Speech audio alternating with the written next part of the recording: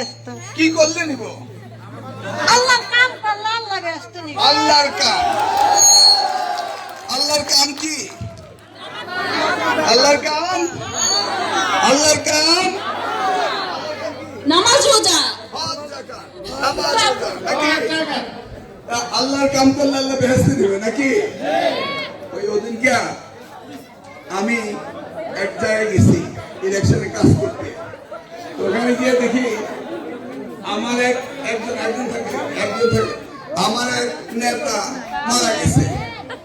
তো আমি নেতার বাড়িতে গেছি, গিয়ে নেতারে দেখে আসলাম, পরিবারের সাথে কথা বলে আসলাম।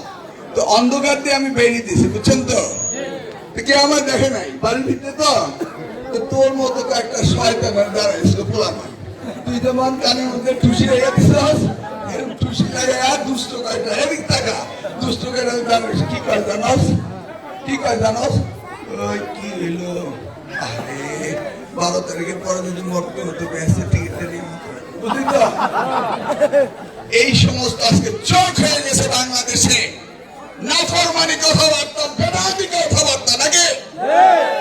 এগুলো শোনা যাবে? আজকে দুপুরে এক জায়গায় মিটিং এ গেছি। এই মিটিং এ কইতেছে কি জানেন? মুরব্বীরা শুনেন, কয় জামাত নাকি এই যে আমরা কোরবানি ঈদ হয় না,